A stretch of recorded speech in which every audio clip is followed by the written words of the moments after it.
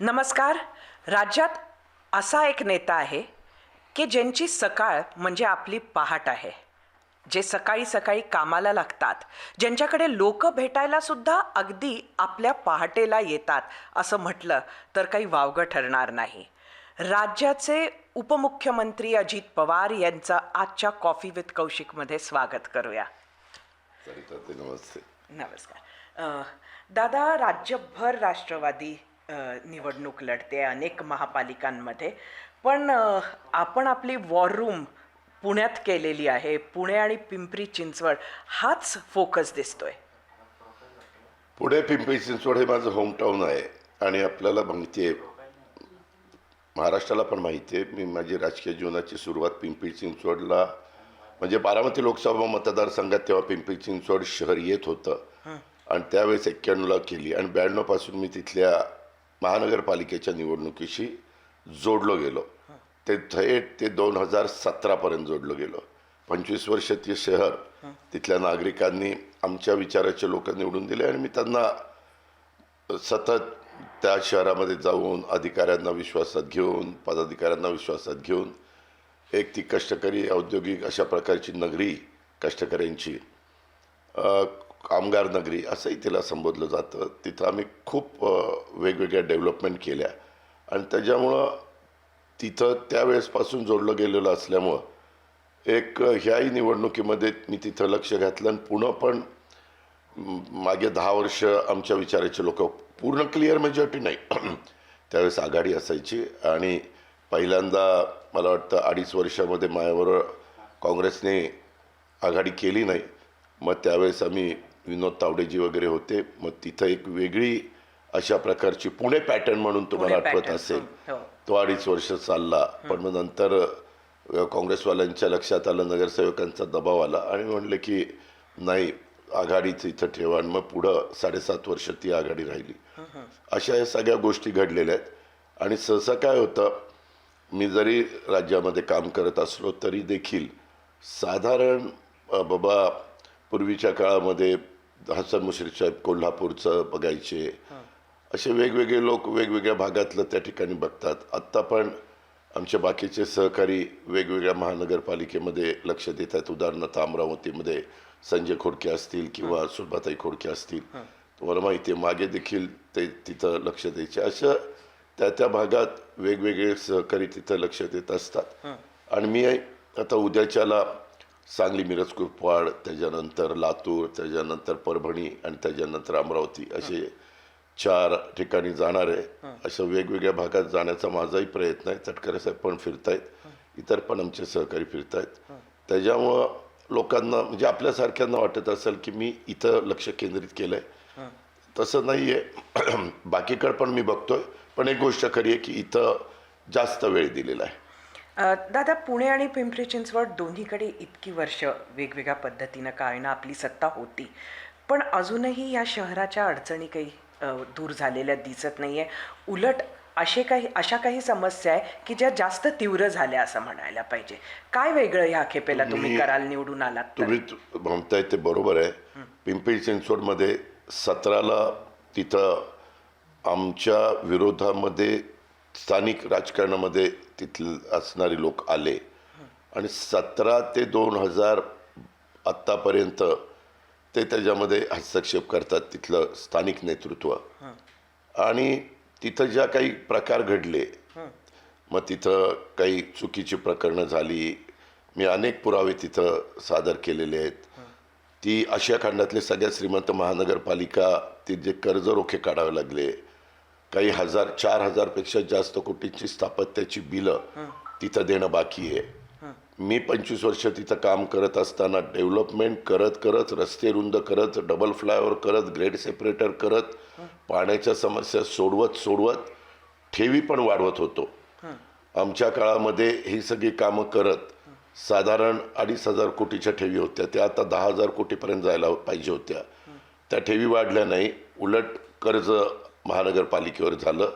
कर्ज रोखे हे एक वेगळं गोंडस नाव आहे, परंतु ते एक प्रकारचं कर्जच आहे. अशा पद्धतीनं त्या शहराला ह्या अडचणीतनं सामोरं जावं लागतंय आणि ते मला बदलून टाकायचं आहे. तिथं आर्थिक शिस्त बिघडलेली आहे. तिथं टेंडर प्रोसिजर जी होती ती अतिशय चुकीची. म्हणजे आपली मुलाखत झाल्यावर मी तुम्हाला पेपर्स पण दाखवील. त्या पेपर्स बघितल्यावर पण तुमच्या लक्षात येईल. ठराविक लोकांना डोळ्यासमोर ठेवून त्यांचेच टेंडर कसे पास होतील, त्यांना सोयीचे प्रिक्वालिफिकेशनचे जे अटी असतील ते टाकले जातात वगैरे. आणि नाही म्हटलं तरी तिथं दहशत किंवा वेगवेगळ्या मला खूप अधिकारी भेटतात, कारण मी 25 वर्ष काम केलेलं असल्यामुळं काही स्टाफ मी पण त्या काळामध्ये लावलेला आहे. कारण त्यात वेळेत एवढं हे नसायचं. आता कसं MPSC मार्फतच लावलं पाहिजे किंवा ज्या नियम अटी ठरवून दिलेल्या आहेत त्याच्या बाहेर जाता येत नाही. 91-92ला ती परिस्थिती नव्हती आणि त्याच्यामुळं ही लोक नाही दादा आता आम्हाला तिथं नाही राहायचं. काहींनी स्वेच्छानिवृत्तीनं राजीनामे दिले चांगल्या पोस्टच्या लोकांनी. ह्या ज्या गोष्टी घडल्या तिथं थोडंसं दबावाचं राजकारण, दहशतीचं राजकारण आणि तिथं सरिताताई मी तिथं जवळपास 25 वर्षात खूप कार्यकर्त्यांना तयार केलं. अक्षरशः साधे साधे कार्यकर्त्यांना वेगवेगळी पदं दिली आणि त्याच्यातलेच मग काही कार्यकर्ते तुम्ही बघितला अलीकडच्या काळामध्ये निवडणुका जवळ आल्यानंतर स्वतःच्या पक्षाचे वर्षानुवर्ष काम करणाऱ्या कार्यकर्त्याला कधी कधी खड्यासारखं बाजूला ठेवलं जातं आणि अचानक कुणाला तरी जवळ केलं जातं आणि त्याला तिकीट दिलं जातं आणि त्याच्यातनं पण नाराजी वाढते. परंतु लोकशाहीमध्ये प्रत्येकाला मुभा आहे काही करण्याचं. अलीकडं पूर्वीचा काळ असा होता की निष्ठेला महत्त्व दिलं जायचं. आपले जी विचारधारा आहे त्या विचारधारेला महत्त्व दिलं जायचं. आता इलेक्टिव्ह मेरिट सगळेजण बघतात. तुम्ही कुठलीही निवडणूक घ्या त्याच्यामध्ये साधारण सर्वच देशातले जेवढे राजकीय पक्ष आहेत ते इलेक्टिव्ह मेरिट बघून तिथं काम करतात आणि तिथं मात्र ते त्याच अँगलनी पुढं जातात. त्याच्यामुळं ज्यांना लोकप्रतिनिधित्व करायचं ते पण साधारण बघतात की काय परिस्थिती आहे. पूर्वीच्या काळामध्ये सर्वे पद्धत नव्हती. आता सर्वे केला जातो.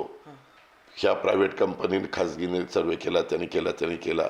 काय सर्वे आलाय, काय साधारण लोकांच्या मनामध्ये काही 100% नाही पण काही प्रमाणात आपल्याला त्याच्यामध्ये साधारण लोकांच्या मनात काय आहे हे समजतं.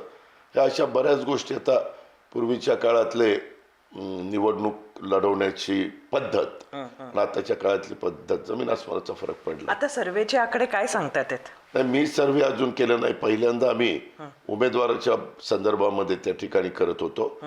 परंतु उमेदवाराच्या संदर्भामध्ये काही प्रमाणामध्ये सांगितलं जातं पण जास्त करून ती शहरं उद्याच्या काळामध्ये तिथं कोण कारभारी म्हणून काम करणारे हेही बघतात आणि त्याच्यावरती त्यांची भूमिका ठरवतात. आणि माझं स्वतःचं माझी एक इमेज अशी महाराष्ट्राचं की मी शब्दाचा पक्का आहे. मी दिलेला शब्द पाळतो. दादाचा वादा वगैरे वगैरे. आणि मला कामाची आवड आहे. मला कुठलंही काम जर आपण मनावर घेतलं तर सकाळी अर्ली मॉर्निंग उठायचं, तिथं जायचं, तिथल्या अधिकाऱ्यांना पदाधिकाऱ्यांना बरोबर घ्यायचं. काय समस्या आहेत तिथल्या सोसायटी, आता सोसायट्या खूप मोठ्या प्रमाणावर दोन्ही शहरात आलेल्या आहेत. 2,500 लोक सोसायटीमध्ये राहतात, 3-3 हजार लोक राहतात. परंतु पुणे ज्या पद्धतीनं वाढलंय, पिंपरी चिंचवड ज्या प्रकारे वाढलंय, तुम्हाला गंमत वाटेल. मी ज्यावेळेस राजकारणात आलो 91ला त्यावेळेस पुणे 5 TMC, मी TMC मध्ये सांगतो, पॉप्युलेशनचा विचार करता 5 TMC पाणी पुण्याला लागत होतं. आज 22 TMC पाणी पुण्याला लागते. 5 TMC कुठं आणि 22 TMC कुठं. पाणी बरेचगाव, पानशेत, खडकवासला, टेमघर हे पुण्याच्या करता पाणी देणारी धरण आहे आणि पवना हे पिंपरी चिंचवडला पाणी देणारं धरण आहे. त्याच्यामुळं पॉप्युलेशन जसं वाढेल तसं पाण्याची गरज ओळखून आपल्याला काही निर्णय आधीच घ्यावे लागतात. तहान लागल्यानंतर विहीर आपण खांदत नाही. आपण व्हर्टिकल चाललोय आणि व्हर्टिकल चालल्यामुळं त्या सगळ्या ज्या सर्व्हिसेस तुम्हाला राहत असताना लागतात त्याचा ताण पडायला लागलाय. आणि ही सगळी डेव्हलपमेंट होत असताना पुण्याच्या वरच्या बाजूला किंवा पिंपरी चिंचवडच्या वरच्या बाजूला सगळे सह्याद्रीचा दऱ्याखोऱ्याचं ते सगळे डोंगर आहेत सह्याद्रीचा तो एरिया जर बघितला तर तिथून पाणी ह्या दोन्ही शहरामध्ये येतं. पूर्वीचे ओढे नाले ह्याच्यात नंतरच्या काळात अतिक्रमण झाली, जागांना प्रचंड भाव वाढले. अक्षरशः तिथं पूर्वीच्या पिंपरी चिंचवडला जागेला इतकं महत्त्व नव्हतं कारण शेतीवाडी होती आजूबाजूला. वेगवेगळी गावं एकत्र करून झालेली ती नगरपालिका नंतर महानगरपालिका. तीच गोष्ट आपल्या पुण्याच्या बाबतीमध्ये ओढे नाले बुजलेले असल्यावर पाणी ज्यावेळेस अचानक 4 इंच 3 इंच पडतो त्यावेळेस तिथं जो तुमचा नैसर्गिक प्रवाह आहे हे सगळं वाहून जायचा तो बंद केलेला आहे. त्याच्यामुळे मग ते पाणी तर येणारच वरनं जिथपर्यंत त्याला येता येईल. नंतर मग ते भिंत फोडतंय कुठं नक्कीच ते काही सगळं आम्ही दरवेळेला पाहतो. दादा तुम्हाला असं वाटतं का की 2017 नंतर भाजपची जी सत्ता आली दोन्हीकडे त्या सत्तेमध्ये ही व्हिजन नव्हती जे तुम्ही म्हणताय ती कामं त्यांनी केली नाही असं तुम्हाला म्हणायचंय तसं का? नाही, व्हिजन होतं. आम्ही लोक कोणाच्या नेतृत्वाखाली ती महानगरपालिका चालते पण खालची जी टीम काम करते. आता तिथं आज पिंपरी चिंचवडमध्ये जर तुम्ही बघितलं तर तुम्ही ज्या पक्षाचं नाव घेतलं त्यांचे उमेदवार बघितले तर बहुतेक तुम्हाला पूर्वाश्रमीचे काँग्रेसचे किंवा राष्ट्रवादीचे दिसतील. बहुतेक ही परिस्थिती आहे. त्यांनाच घेतलंय आणि त्यांच्यावर वरचे लोक लक्ष देत असतील पण कामाच्या व्यापात तिथं आता उदाहरणार्थ तुम्ही नागपूरचे आहेत. नागपूरला देवेंद्रजींनी सुरुवात केली महापौर म्हणून, अतिशय तरुण वयात केली. आज ते शहराचे प्रमुख आहेत. पण एवढ्या सगळ्या महानगरपालिका असताना जेवढं लक्ष देवेंद्रजी नागपूरला देऊ शकतात, मुंबईत आता ते स्थानिक म्हणजे मुंबईला राहायलाच आहेत, मुंबईमध्ये पण ते देत आहेत, तसं इतर ठिकाणी देऊ शकत नाही. एकनाथराव शिंदे ठाणे हे त्यांचं होमटाऊन आहे. होमटाऊनला जेवढं लक्ष देऊ शकतात तेवढं तुलनात्मक सांगतो, देत नाही अशातला भाग नाही. तुलनात्मक उल्हासनगर, मीरा भाईंदर वगैरे वगैरे ज्या नगरपालिका आहेत, वसई विरार वगैरे, तिथं मर्यादा पडतात. गणेश नाईक साहेब तुम्ही बघितलं जेव्हा ते शिवसेनेकडे होते तेव्हा ती महानगरपालिका शिवसेनेकडे असायची, राष्ट्रवादीकडे होते तेव्हा ती राष्ट्रवादीकडे असायची. लोकल कोण तिथलं आम्ही त्याला ग्रामीण भागात कारभारी म्हणतो. कारभारी बदलला पाहिजे असं तुमचं जे काही सतत म्हणणं होतं भाजपला पुण्यामध्ये, ते अजूनही म्हणणं आहे का? नाही, पुण्यातल्या लोकल जे काम करणारे, मला ज्या पहिल्या सभेत प्रेसचा फार वेगळा विपर्यास करण्यात आला. मी तर सगळीकडे सांगतोय की आम्ही NDA सरकार बरोबर आहे. देशाचे पंतप्रधान नरेंद्र मोदी साहेबांच्या नेतृत्वाखाली आज देश प्रगतीपथावर चाललेला आहे. राज्यात देवेंद्रजी आहेत, एकनाथराव आहेत, मी आहेत, आम्ही सगळेजण देवेंद्रजींच्या नेतृत्वाखाली महाराष्ट्राचा कारभार करतोय.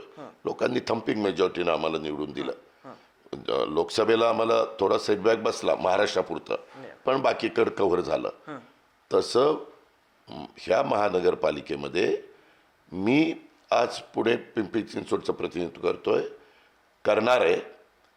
माझ्या नेतृत्वाखाली ही सगळी टीमचं लोकांनी निवडून दिली.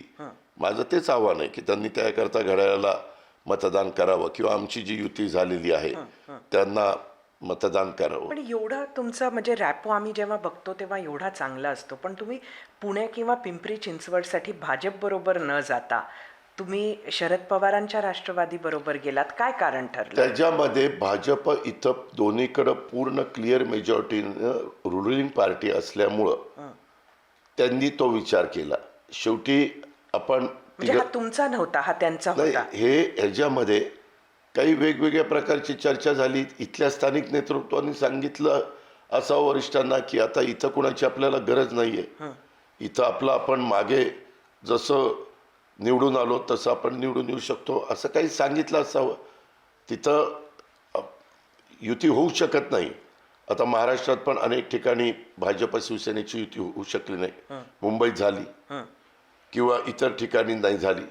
तशाच पद्धतीनं भाजपची आणि आमची काही ठिकाणी युती तिथं केली गेलेली, उदाहरणार्थ कोल्हापूर असेल किंवा असे काही ठराविक महानगरपालिका असतील, आणि काही ठिकाणी नाही झाली. तुम्ही पहा, पाठीमागे देखील आम्ही सरकारमध्ये 15 वर्ष असताना महाविकास आघाडीमध्ये साधारण आम्ही लोकल बॉडीजच्या जे चुनाव आहेत, निवडणुका आहेत, त्या आम्ही एकमेकाच्या विरोधात पण लढवायचो, काही ठिकाणी युती करायचो, आघाडी इथे करायचो. इथे इथे आपण आघाडी आपल्या काकांबरोबर केली. खरं तर पहिले तुटली युती असं मध्ये जाहीर झालं की चर्चा काही पुढं जाणार नाही, आणि मग तो कार्यक्रम झाला गोविंद बागेत. आपलं काय चर्चा झाली आणि लगेच सगळं घडून आलं. नक्की काय झालं बंद दाराआड? मी आपल्याला सांगू का, ह्या संदर्भामध्ये मी जास्त चर्चा म्हणजे जी काही झाली ती डॉक्टर अमोल कोल्हे यांच्याबरोबर झाली, ती रोहित पवार यांच्याबरोबर झाली, ती सुप्रिया सुळे यांच्याबरोबर झाली, ते कदाचित शशिकांत शिंदे साहेबांच्याबरोबर झाली, ते कदाचित वरिष्ठांशी बोलत असतील, साहेबांशी किंवा कोणाशी, किंवा त्यांचं जे काही कोर टीम असतील त्यांच्याशी बोलत असतील. आणि त्याच्यातनं पहिल्यांदा की थोडंसं ओव्हरलॅपिंग झालं. ज्या जागा तुतारीला पाहिजेच त्या जागा घड्याला पाहिजे होत्या, वगैरे वगैरे. शेवटी ज्यावेळेस तुम्ही कुणाबरोबर युती करता, आघाडी करता, त्यावेळेस 2 पावलं पुढं मागं सरकावं लागतं.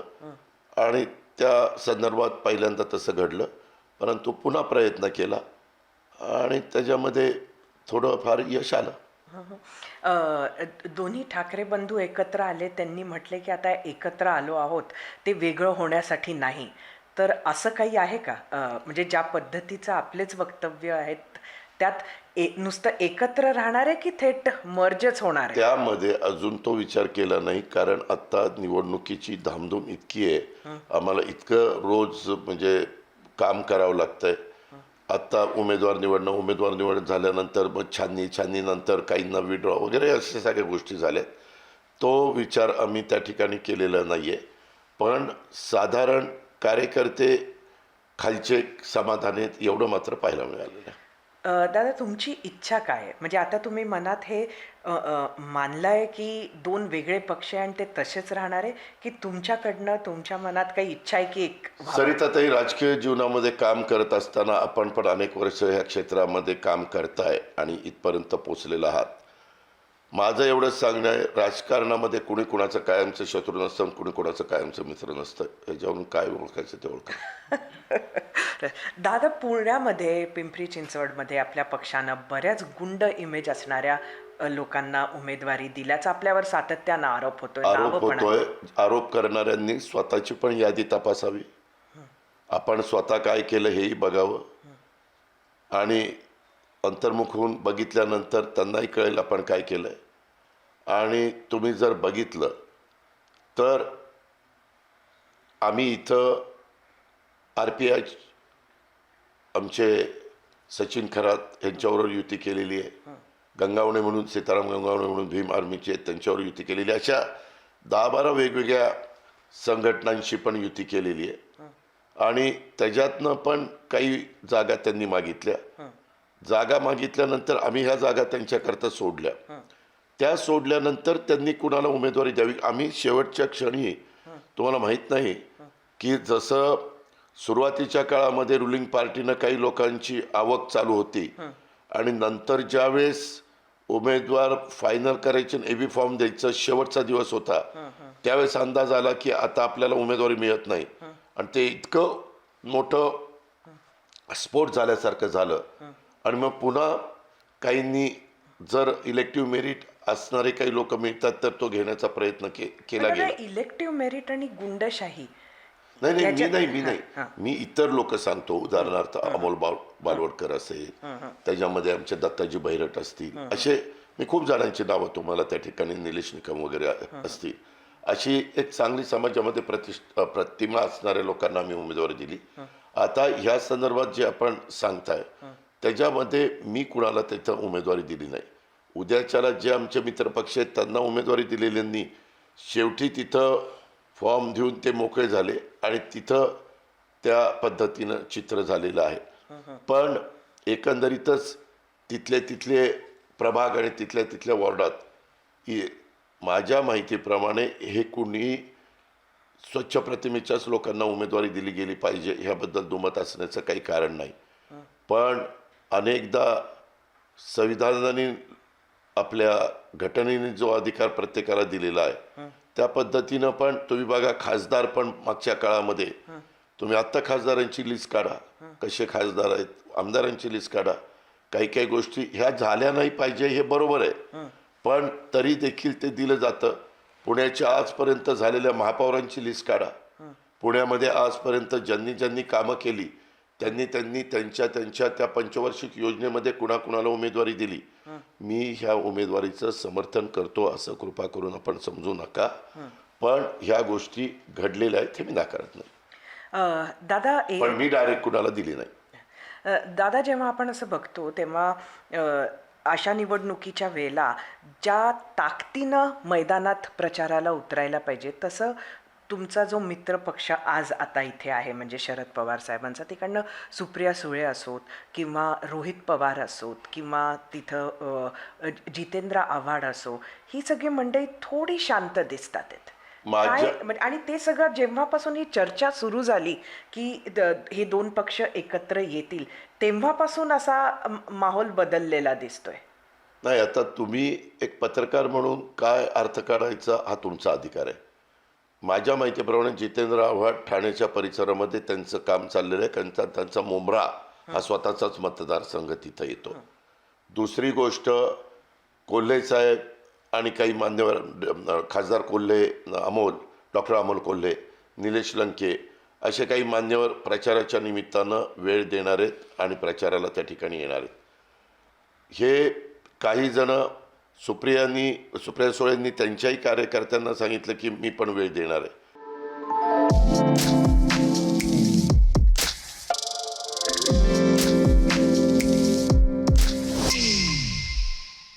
माझा स्वभाव अतिशय स्पष्ट.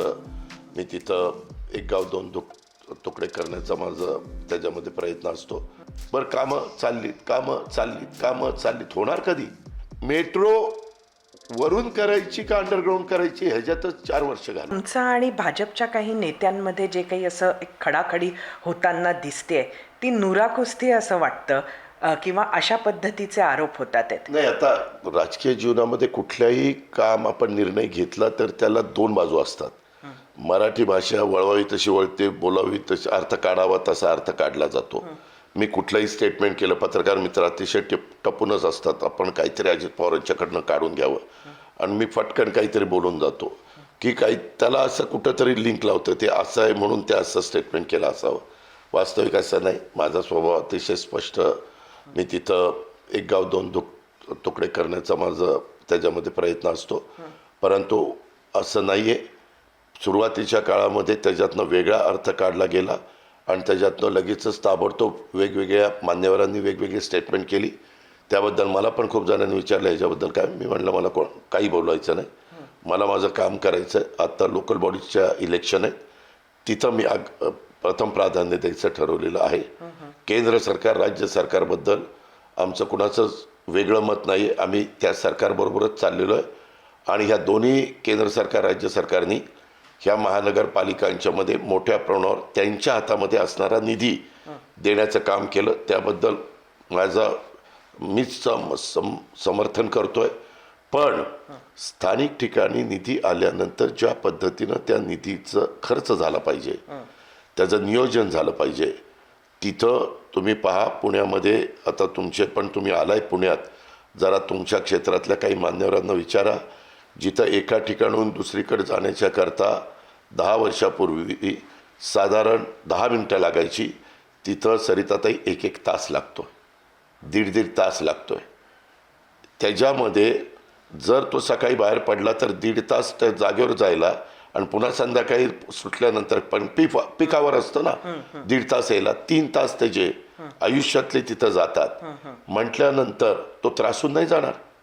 बरं, कामं चाललीत होणार कधी? आज जगामध्ये 501 मला वाटतं शहरांचा टॉमटॉम ट्रॅफिक त्या सर्वे केला, टॉमटॉम ट्रॅफिक सर्वे. त्याच्यामध्ये आमचं पुणे शहर, आमचं म्हणजे आपलं 4थ्या क्रमांकावर आलंय. आज हे इथल्या पुणेकरांना, पुणे म्हणजे रिटायरमेंटचं आयुष्य जगणाऱ्यांचं शहर, पुणे शहर वेगवेगळ्या क्षेत्रातल्या नामवंतांचं शहर, पुणे शहर विद्येचं माहेरघर असणारं शहर, सांस्कृतिक राजधानी महाराष्ट्राची असणारं शहर, अशा पद्धतीचा पुण्याचा आजपर्यंतचा नावलौकिक, परंतु आज तो जगात 4थ्या क्रमांकावर ते जात आहे प्रदूषणाच्या बाबतीमध्ये, खराब हवेच्या बाबतीमध्ये. हे बरोबर नाही ना. तुम्ही पहा, मी ज्यावेळेस पिंपरी चिंचवड बघायचो त्यावेळेस तिथं झाडं लावणं, मी ग्रीनरीला महत्त्व देणार आहे. तुम्ही कधीतरी तुमच्या व्यापातनं बारामतीला एकदा येऊन बघा की एखादं तालुक्याचं शहर देखील आपण कशा पद्धतीनं डेव्हलप करू शकतो. त्याला राजकीय इच्छाशक्ती लागते आणि कुणीतरी तिथं लक्ष द्यावं लागतं. आणि ती भाजपचं जे इकडले आहेत मंडळी त्यांच्यात नाही असं तुमचं म्हणणं आहे. त्यांनी ज्या पद्धतीनं कारभार केला ते नागरिकांनी पाहायचंय की त्यांनी तुलना करावी की बाबा कुणाचं काय. तुम्ही काय करता, बरोबर एका पक्षाचं नाव घेऊन मग ते तसं. मग अजित पवार म्हणला हो बरोबर आहे, बघा अजित पवार भाजपच्या विरुद्ध बोलले. मी स्थानिक इथलं नेतृत्व, स्थानिक नेतृत्व इथे त्यांचं होतं 17 पासून म्हणून मी आहे ना. परंतु माझं तेच म्हणणं आहे, इथं ज्यांनी स्थानिक नेतृत्व केलं किंवा ज्यांच्या हातात इथलं कारभारी पड होतं त्यांनी ह्या सगळ्या गोष्टी दूर करायला पाहिजे होत्या आणि त्या झाल्या नाहीत. म्हणून मला बोलावं लागतं. तुम्हाला गंमत वाटेल, मागच्या 5 वर्षाचं मी काढलंय, जवळपास 1150 कोटी रुपये खड्डे बुजवण्याच्या करता तरतूद केली. सरिताताई, फक्त त्याच्यामध्ये साधारण 650 कोटी रुपये खर्च केले, 500 कोटी रुपये खर्चच केले नाही. पैसे असताना तुम्ही पैसे खर्च करत नाही. पाऊण लाख कोटी रुपये इथल्या डेव्हलपमेंटच्या करता खर्च करण्याचं प्रोव्हिजन केली. मग पाऊण लाख कोटी गेले कुठं? केंद्र सरकार त्यांचे 20% मेट्रोला देतं, राज्य सरकार त्यांचे 20% मेट्रोला देतं, 10% त्या महानगरपालिका असतात त्यांचा हिस्सा असतो. पण त्यांनी जमीन दिली तर ते जमिनीचे पैसे त्या हिश्श्यामध्ये धरतात आणि पुढं आपण जातो. अशा पद्धतीनं साधारण केलं जातं. पण हे करत असताना खूप डिले झाला आमच्याकडे ती मेट्रो पूर्णत्वाला जा. एक तर पहिल्यांदा काहींनी, गडकरी साहेबांना खाजगीत विचारा, शेवटी गडकरी साहेबांनी आमची सगळ्यांची मिटिंग दिल्लीमध्ये घेतलेली होती महाराष्ट्राचा. मेट्रो वरून करायची का अंडरग्राऊंड करायची ह्याच्यातच 4 वर्ष घालवली. बरोबर नाही ना? 4 वर्ष. ठीक आहे, मतांतर असू शकतं. तुमचं मत काय, ह्यांचं काय, ह्यांचं काय, ह्यांचं काय, तज्ज्ञांना विचारून फटकन निर्णय घेऊन पुढे जायला पाहिजे. निर्णय प्रक्रिया ही त्या ठिकाणी कसंही करून ऑन दी स्पॉट घ्या असं नाही. त्याचे प्लस मायनस पॉईंट बघून निर्णय प्रक्रिया करा, ह्या मताचा मी आहे. आणि मी तसंच करत आलेलो आहे. कोरोनाच्या काळामध्ये तुम्ही इथल्या पत्रकारांना पण विचारा जे तुमच्या चॅनलशी संबंधित असतील. मी दर माझ्या माहितीप्रमाणे शुक्रवारी का शनिवारी असे सकाळी 7 वाजल्यापासून आम्ही बसायचो आणि ह्या जिल्ह्यात आणि ह्या दोन्ही शहरात, कारण मोठं जवळपास दोन्ही मिळून थोडं कमी 2 कोटी पॉप्युलेशन आहे फ्लोटिंग आणि धरून. 15% राज्याचं पॉप्युलेशन ह्या जिल्ह्यामध्ये. आणि त्याच्यावर त्यांना व्हेंटिलेटर आहेत का, वॅक्सिन आहे का, त्या जम्बो हॉस्पिटल आहेत का, बेड आहेत का, डॉक्टर्स आहेत का, नर्सेस आहेत का, सगळ्या काही गोष्टी आम्ही त्या ठिकाणी बघायचो आणि पटापट निर्णय त्या ठिकाणी घ्यायचो. दादा, पुणे तुमचं घर आहे असं तुम्ही म्हटलं आणि आहे, आणि इथेच तुमचं घरही आहे. तुमच्या घरापर्यंत काही गोष्टी गेल्या काही काळात आल्या. त्यातलं एक म्हणजे मुंडवा जमीन प्रकरण. त्याचं काल परत एक्सटेन्शन त्या समितीनं मागितलं आहे. त्याचा रिपोर्ट चौकशीचा हा पूर्ण होतच नाही आहे. ते चौकशी समितीने ठरवायचं ना, आम्ही कसं ठरवणार? उद्याच्याला तुम्हाला चौकशी समितीचं एखादं इन्चार्ज केलं तर तुम्ही ती चौकशी करत असताना तुम्हाला बऱ्याचदा अशा प्रकारच्या चौकशा करत असताना त्याच्या खोलात जात. कारण एक तर मी जी माहिती थोडीफार घेतली त्या जमिनीची खरेदी विक्रीच होत नाही.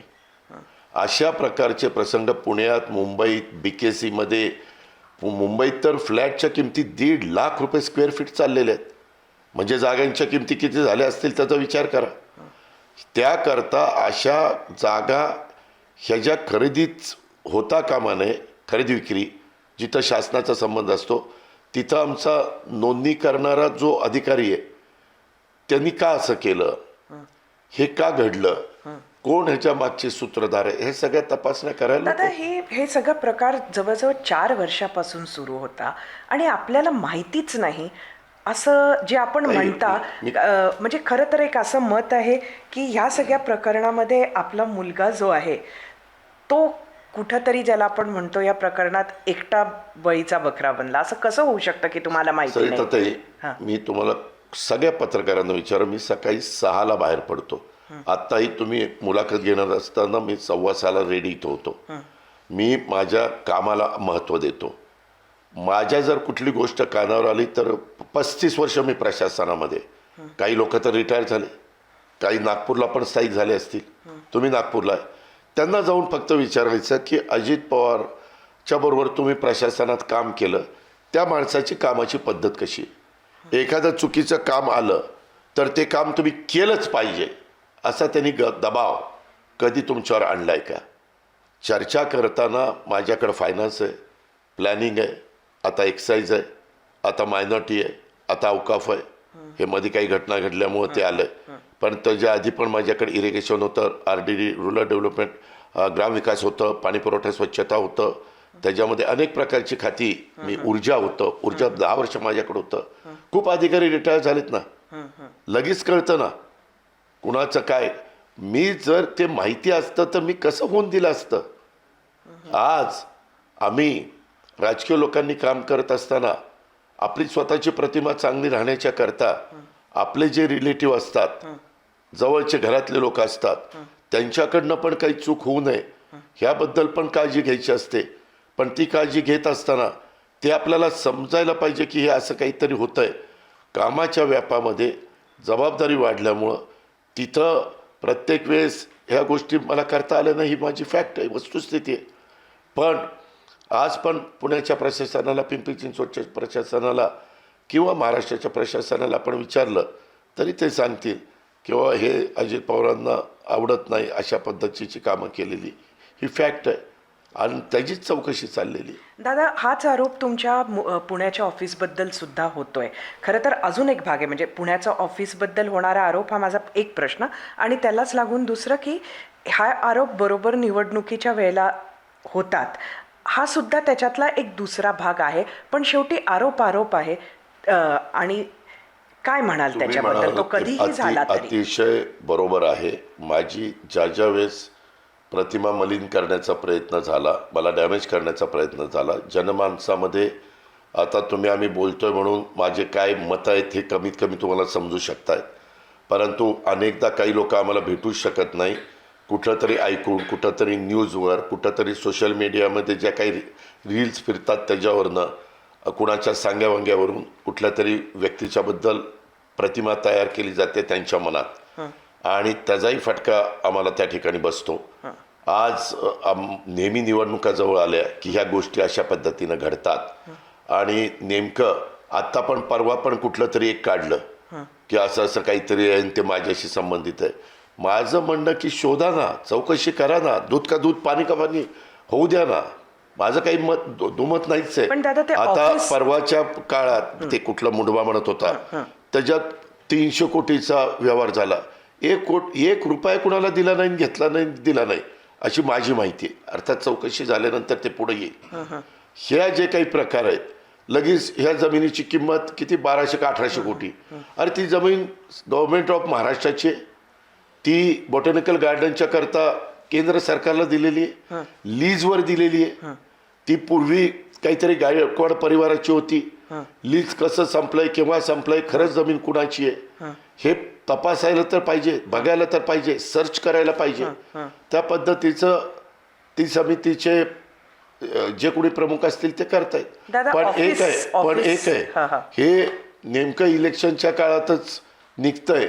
कदाचित आम्हाला डॅमेज करण्याच्या करता पण असू शकतं किंवा त्याच्यामध्ये काय सत्यता आहे ते पाहण्याच्या करता पण असू शकतं. आता ऑफिसमध्ये जो स्टाफ आहे, मी त्या सगळ्यांना सांगतो की कुठंही माझी बदनामी होईल अशा पद्धतीचं काम होऊ द्यायचं नाही किंवा तुम्ही पण करायचं नाही. कारण आता मुख्यमंत्री उपमुख्यमंत्र्यांच्या ऑफिसला ताई तुम्ही आश्चर्यचकित व्हाल, खूप मोठा स्टाफ असतो. तो म्हणजे मागेही बरेच वर्षापासून ते अलॉट करण्यात आलेला आहे. आणि जर उद्याच्याला एखाद्या ऑफिसला सगळीकडचा मिळून 100 स्टाफ असेल आणि कुणी एखादी चूक कुणीच करू नये, मी चुकीचं समर्थन नाही करतो. दादा, हे मी पक्षाच्या ऑफिस बद्दल म्हणते, जो आरोप झाला तो पक्षाच्या नाही, ऑफिस ते बद्दल. मला काल पत्रकारांनी प्रश्न विचारला, मला त्याच्यातली जास्त माहिती नाही. मी त्याच्याबद्दलची माहिती काढायला सांगितलेली आहे. पण मला आत्तापर्यंत जी माहिती मिळालेली आहे त्या माहितीप्रमाणे त्याच्यामध्ये असं काही चुकीचं झालेलं नाही. तरी देखील अजून माहिती ते काढतायत. कारण एखादी जमीन आता त्याच्यात जे काही मला माहिती मिळाली, एखादी जमीन त्याचंही लीज होऊ शकत. हां. एखादी जमीन लीजवर काढली एखाद्या कंपनीने, खूप सरकारने बीओटी तत्वावर अनेक प्रकारच्या जमिनी लीजवर काढल्या.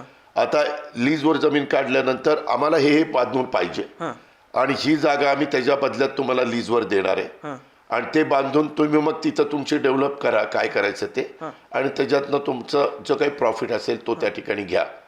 जे काही तुम्हाला गुंतवणूक करायची ते करा. लीजमध्ये माझी जी माहिती आहे, मी पूर्ण माहिती आणि ती बोलत नाही तर तुम्ही विषय काढला म्हणून सांगतो, ते लीज 60 वर्षाच्या करता झालेलं आहे. जागा XYZची बीओटी तत्वावर ज्यावेळेस जागा दिली जाते त्यावेळेस पूर्वी 99 वर्षाच्या दिली जायची. मुंबईमध्ये तर तुम्हाला आश्चर्य वाटेल 999 वर्षाच्या लीजने दिलेली ब्रिटिशांच्या काळात, ते जाऊ द्या. परंतु आता मात्र 30 वर्ष 30 वर्ष 30 वर्ष अशी 90 वर्षांनी देतात.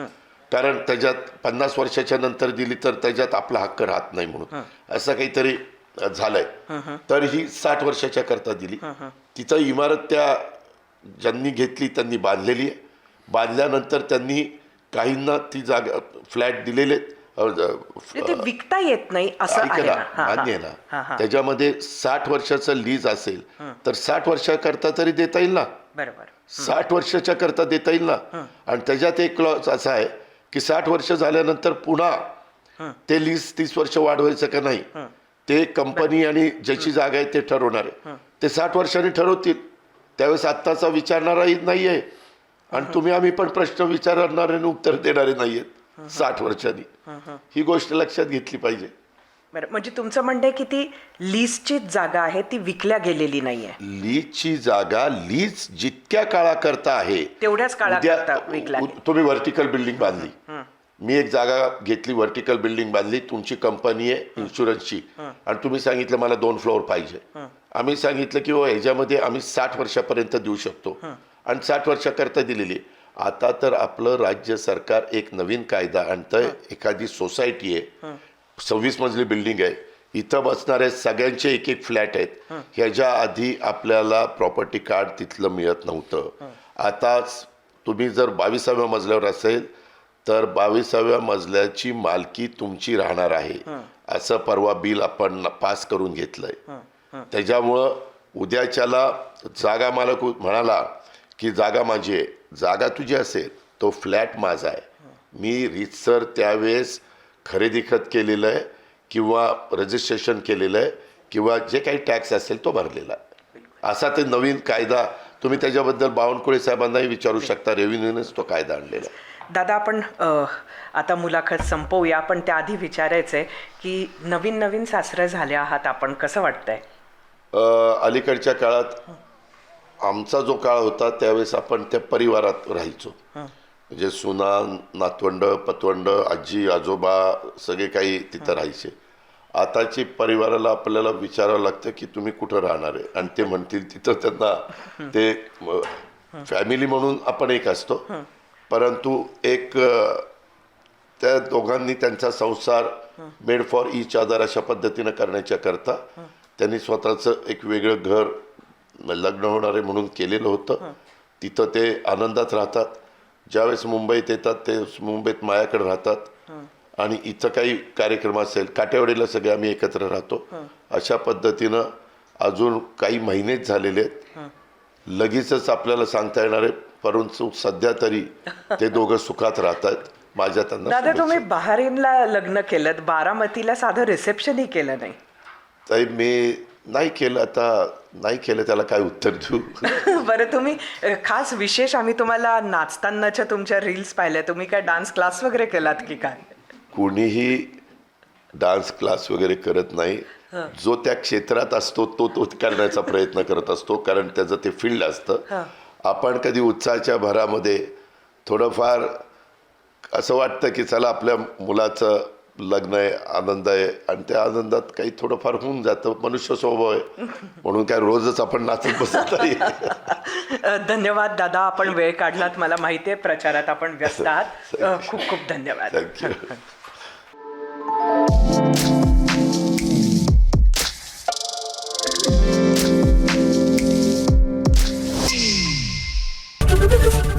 एबीपी माझा, उघडा डोळे बघा नीट.